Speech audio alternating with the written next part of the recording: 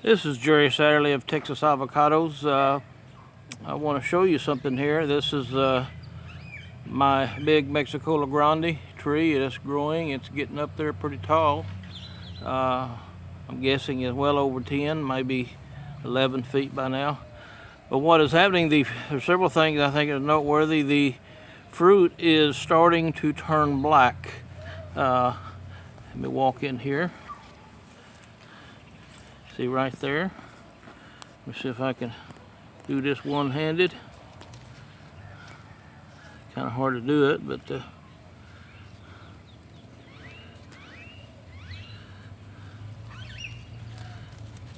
anyway,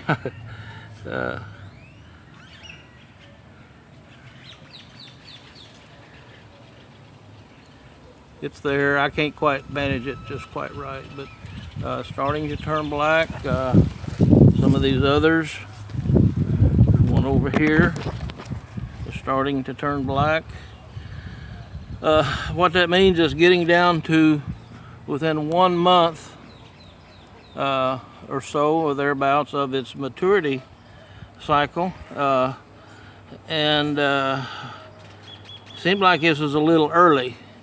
Let me walk around here. These fruit are not getting as big as what I was anticipating. The biggest is about 3.5. But what is unusual is they have not shed a lot of the fruit that I was expecting. So there's more fruit than I was expecting. And probably the biggest is like 3.5 inches. So I'm way up there. It's up high. Way up high. Way over my head. Right in here is a cluster of them. You see it, and it's just I'm just amazed that they didn't shed. Some of the other trees shed quite a bit of fruit. All total, this one probably almost shed 8 or 10 fruit, whereas some of the others just shed probably 60-70% of their fruit. So it's getting within reaching distance of harvest time for the Mexicola Grande. Now this is the poncho. And like I said, this is my favorite because of the taste. It is a little more just pure avocado without that anise taste. They're still small, but they're here. And here's one of the unusual things about this tree: it has not shed one single fruit. It didn't shed a lot of fruit. I didn't even think it was going to hardly have anything at all, but it has 18 fruit, and it has not shed a single one. So this is a pretty amazing thing for me. One down there. Now they're smaller, but they will. They walk around.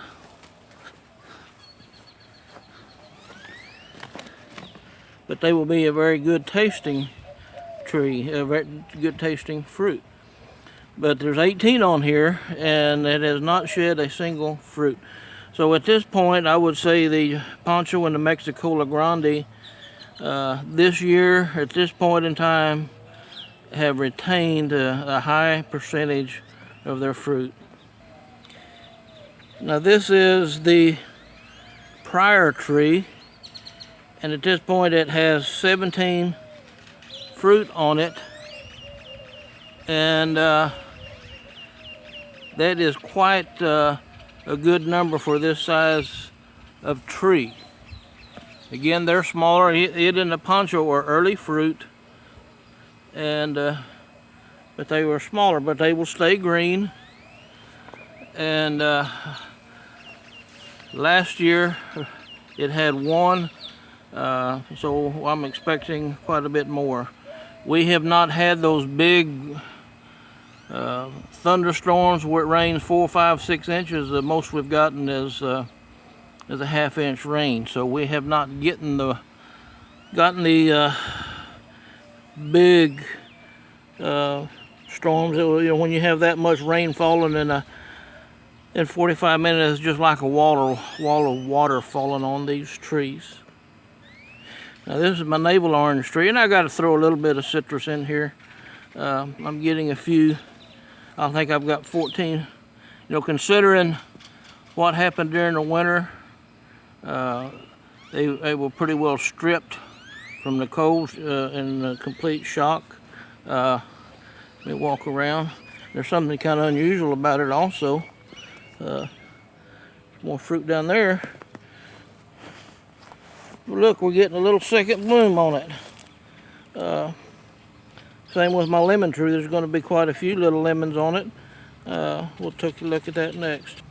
Okay, these are my little lemons. We had that late bloom, and so I'm going to have some clusters of lemons on here. Last year, or the normal year, this tree had 100 or so lemons on it. So I'm quite pleased the way all this stuff has turned out. Okay, this is my Charlie tree. It just keeps growing, and I'll probably plant it this fall. But it's in a 30-gallon pot, and it's just getting wider and wider, and the leaves are extremely healthy looking. And I have one of my seedlings that has done quite well. That's a Mexico Grande seedling, and I kind of moved some of the really better seedlings out here off the patio to make room. And so these are all some of my better seedlings.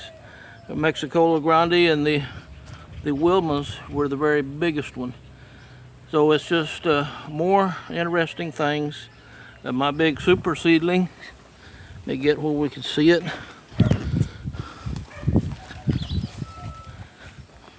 See, I've got it in a 30-gallon pot, and I put those 8-foot stakes on it, and spread tied the limbs up where it's spreading, and it's still putting on growth kind of in the midsection. But this one limb right here starts down low, and it comes all the way up, and these other two, they probably run 5 to 6 feet spread at the top.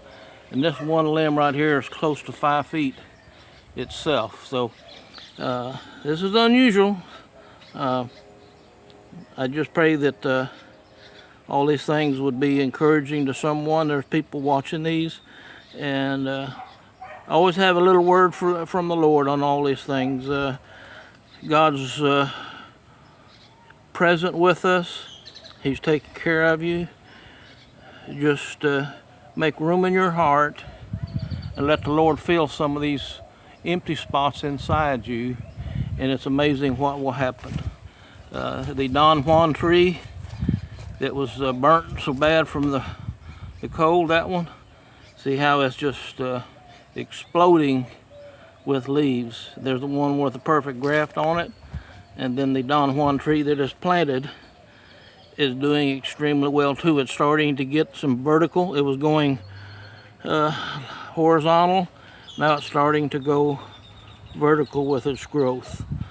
So everything is looking good and promising as we approach the summer stretch. That July and August is torture down here in this part of the country. This is kind of the virtue of having some of these early fruit that won't have to be on the tree all the way through the intense heat. During July and August, it's going to be over 100 degrees almost every day, sometimes up to 110 during the peak of it. So these trees really suffer. But my one opal right here, it's up almost 9 feet now. This one over here is up close to 10 feet. So these trees are just growing and growing and growing. I just pray that the Lord's blessings will be upon you.